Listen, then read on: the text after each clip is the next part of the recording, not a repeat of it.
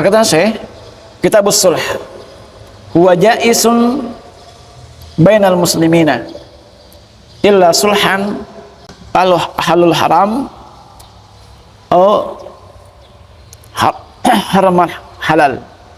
Kitabus Sulh, perdamaian adalah boleh di antara kaum muslimin, kecuali perdamaian yang menghalalkan yang haram atau mengharamkan yang halal. Perdamaian dalam persengketaan as-sulh itu sah dan boleh dengan syarat tidak mengharamkan yang halal, tidak menghalalkan yang haram. As-sulhu secara bahasa artinya memutus perselisihan, mendamaikan di antara dua orang yang berselisih. Artinya secara istilah akad yang bertujuan untuk menyelesaikan perselisihan. Hukumnya secara agama tadi adalah boleh, ya, kecuali mengharamkan yang halal atau menghalalkan yang haram. Sebagaimana Allah berfirman, wasulhu khair, perdamaian itu lebih baik. Ya. Ada berapa macam poin, macam jenis-jenis as-sulh, seperti mendamaikan di antara kaum muslimin dan orang kafir, mendamaikan seorang antara pemimpin dan pemberontak, mendamaikan antara suami istri, dan mendamaikan di antara muamalah sesama manusia. Adapun syarat-syaratnya, yaitu syarat sahnya terlebih dahulu ada perselisihan, ada pertengkaran yang saling menuntut hak. Ya, itu yang pertama. Yang kedua, mengakui tanpa ada pengingkaran atau diam, entah terjadi pada harta maupun masalah yang lain berhubungan dengan harta. Sebagaimana di dalam hadis jelaskan bahwa as-sulhu ja'isun bainal muslimina illa sulhan harramal halala aw halal haraman wal muslimuna ala syurutihim illa syartan haram halalan aw ahalla haraman. Berdamai dengan sesama kaum muslimin itu dibolehkan, jaisun, kecuali perdamaian yang menghalalkan sesuatu yang haram atau menghalalkan sesuatu yang halal. Dan kaum muslimin harus memenuhi syarat-syarat yang telah mereka sepakati, kecuali syarat-syarat yang mengharamkan sesuatu yang halal atau menghalalkan yang haram. Jemaah sekalian, hadis ini jelas menjelaskan bahwa seluruh macam perdamaian antara kaum muslimin itu dibolehkan selama tidak menyebabkan pelakunya terjerumus ke dalam perkara yang diharamkan oleh Allah dan Rasulnya. Contoh di sini, contohnya seorang melihat barang yang diakuinya sebagai milik dia. Contoh, saya punya jam tangan, si A melihat bahwa jam tangan yang saya pakai miliknya, ya, miliknya. Dipahami? Oh, jam tangan saya, jam tangan ini milik saya, jam tangan pada saya, jam tangan milik saya. Apa saya katakan? Ya, ini memang milikmu. Ya, ini memang milikmu. Namun aku ingin berdamai denganmu dengan cara saya memberimu sejumlah uang. Maka jam ini jadi milikku. Kalau sepemilik setuju, maka namanya sulhu. Dipahami ini? Jelas? Dalam kira-kira? Dipahami? Ya.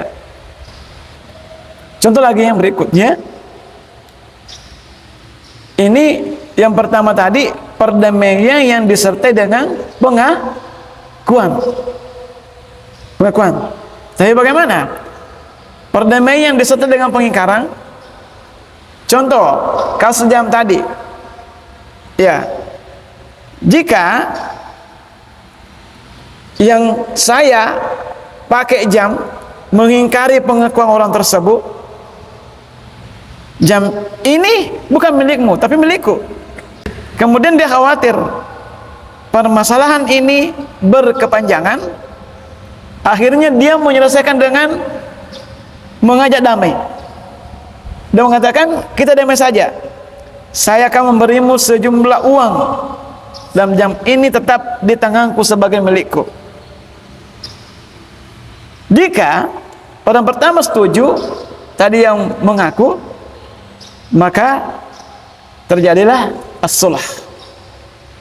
Sulh namanya ini sulh dengan disertai dengan pengingkaran. Tapi bagi siapapun yang berbohong, maka tidak sah. Dipahami ini? Yang pertama diakui, yang kedua tidak diakui. Dipahami gambarannya? Sulh. Wa yajuzu anil ma'lumi wal majhuli bi ma'lumin wa bi majhulin. Dan boleh berdamai sulh atas sesuatu yang diketahui maupun yang tidak diketahui nilainya, dengan pengganti yang diketahui maupun yang tidak diketahui. Ya, ini boleh atas segala sesuatu yang diketahui. Maksudnya, ia tahu kadar haknya sekian-sekian, lalu ia menggugurkan sebagian haknya. Misal, mereka berselisih di antara dua orang saudara tentang tanah atau tanah warisan atau bagaimana. Perselisihan tersebut mengenai 3 meter umpama atau 3 hasta, 3 tiro, ya 3 hasta, ini ya.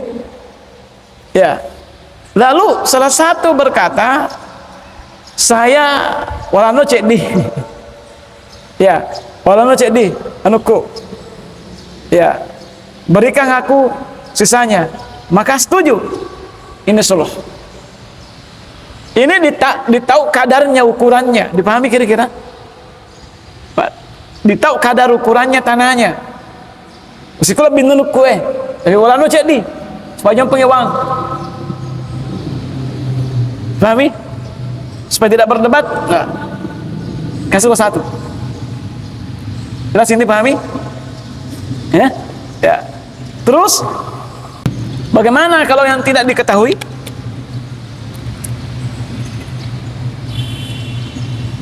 Yang tidak diketahui, bahwa maksudnya di sini seolah-olah ia tahu bahwa memiliki hak pada tanah seorang, namun ia tidak tahu apakah hanya itu setengah hasta atau sepertiganya. Lalu dia berkata, "Saridok dengan hakku sepertiga saja. Jika ada kelebihan, maka untukmu." Ya. Sekarang kita berdamai. Maka ini sulh. Dia tidak tahu bahwa berapa ukuran yang semestinya. Ya kalau lebih ada nih, kalau lebih milikmu. Dipahami ini? Nah, itu sulh yang tidak diketahui. Taib. Sebagian ahli ilmu mengatakan bahwa jika jumlahnya tidak diketahui orang, tidak mampu mengetahuinya, maka ini tidak sah karena ada gharar. Wallahu a'lam bishawab. Yang kuat di antara para ulama adalah, ya, meskipun tidak diketahui itu tetap sah. Ya, wallahu a'lam bishawab. Ya, seperti begini gambarannya. Mungkin ada yang menyangka haknya 10 meter persegi, ternyata setelah itu ada 100 meter. Gimana kira-kira? Terlalu jauh. Boleh tidak seperti demikian? Boleh tidak? 10 meter, tapi ternyata 100 meter. Boleh? Sebagian ulama tidak membenarkan karena itu terlalu jauh jaraknya. Wallahu a'lam bishawab.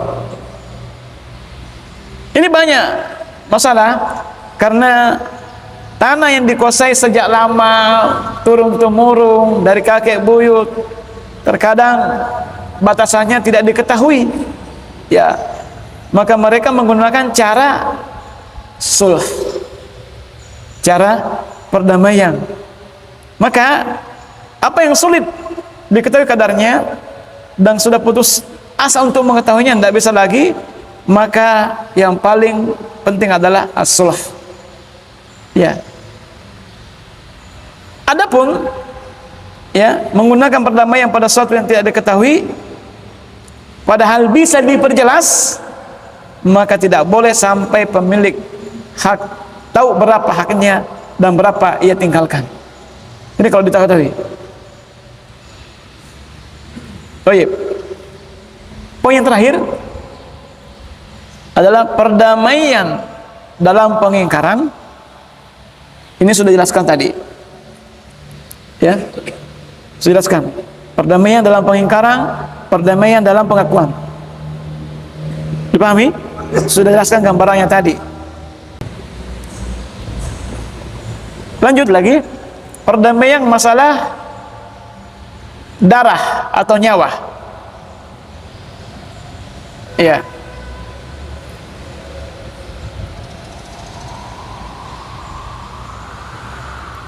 Masalah hukum perdamaian dalam kisas atau diat dengan jumlah lebih banyak atau sedikit, Imam Syaukani mengatakan wanid dami kalmali bila akalli minad diyah atau aktsar, dan boleh berdamai dalam urusan darah atau nyawa sebagaimana harta dengan pengganti yang lebih sedikit atau lebih banyak dari diyat denda. Ini jemaah sekalian, yaitu hal terkait dengan ganti kisos. Kalau membunuh kan dibunuh juga, ya.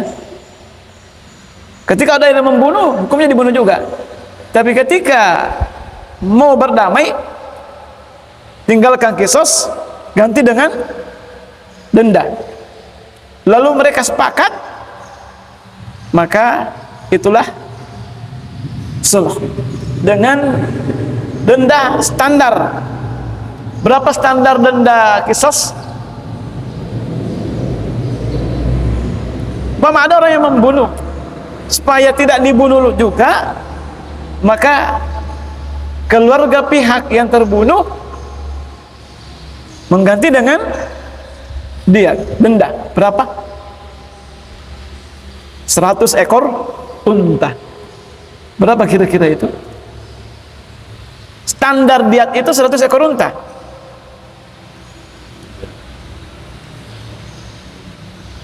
Yang mana? Berapa? Miliaran dia. Standarnya kan 100 ekor unta. Nah, mereka berkata, contoh gini, supaya tidak dihukum mati, maka saya tambahkan untukmu diat ini 150 ekor unta atau 200 ekor unta.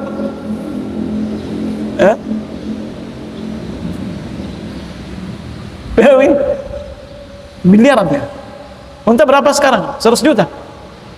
Hah? 60 juta?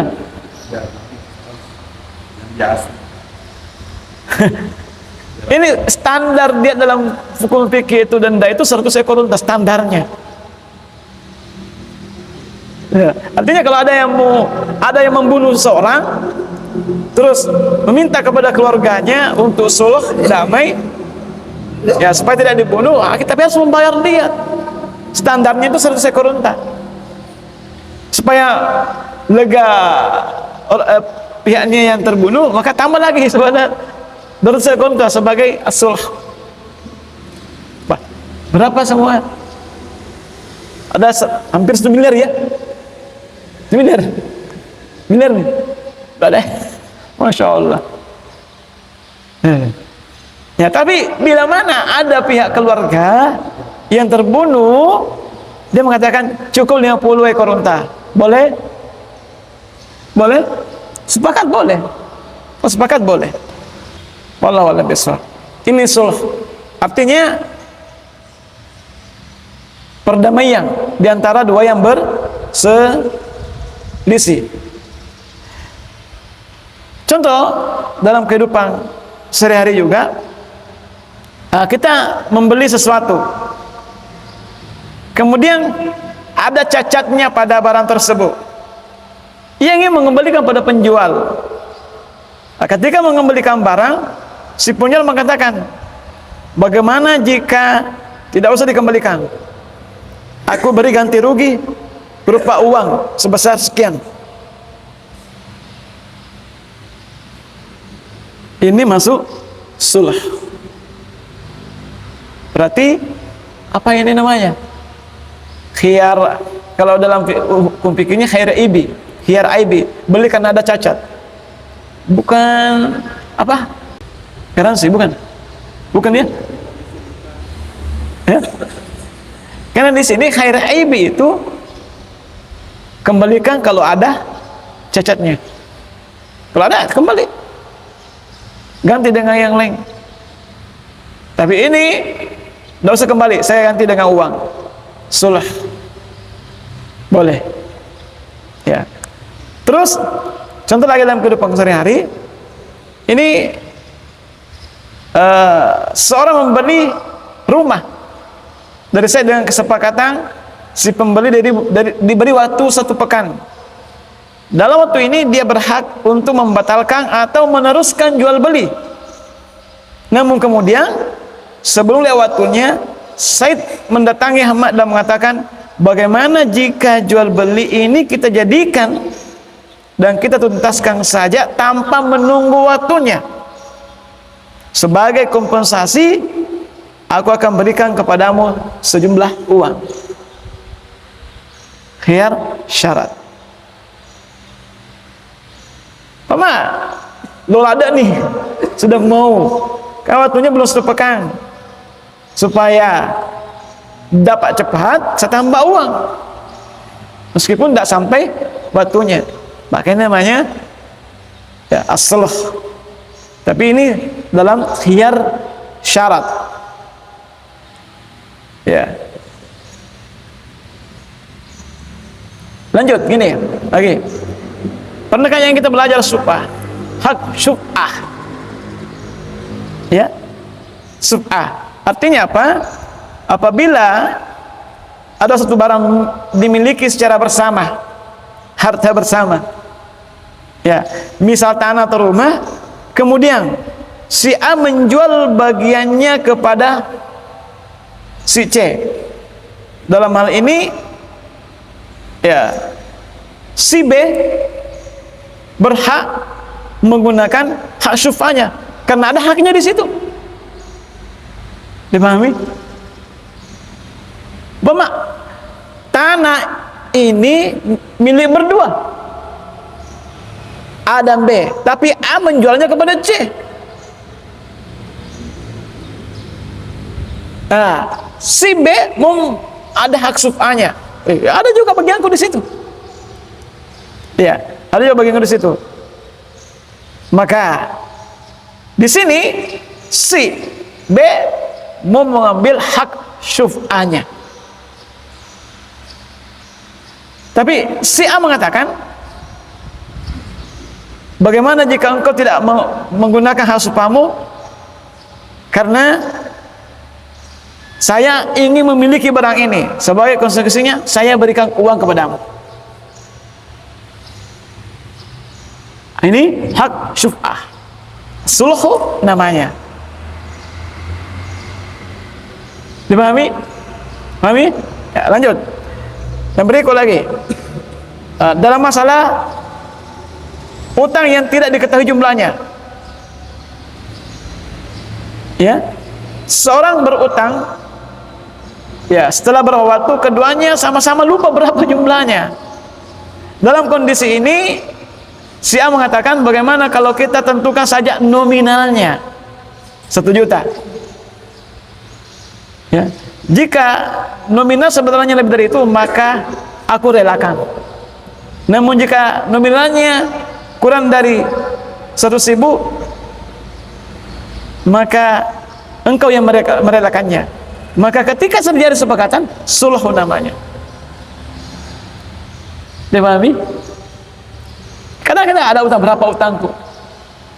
Ya, kalau lebih, insya Allah saya rela. Kalau kurang, kamu juga harus rela. Ada sepakat berapa nominal. Ini, ya, kalau tidak diketahui berapa jumlahnya, sulh namanya.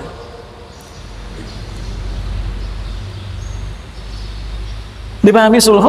Artinya terjadi sulh ketika ada terjadi pertikaian, persengketaan, perselisihan di antara dua belah pihak terhadap sesuatu, entah harta atau barang dan seterusnya. Nah, supaya damai, ya kasih itu kompensasinya. Uang damai namanya, bukan mau pelicing ya, bukan mau pelicing, tapi uang damai. Ya, tapi kayaknya uang damai sekarang sering disalahpahami ya. Arahnya ke negatif, belum? Ya, ya, wallahu a'lam bishawab.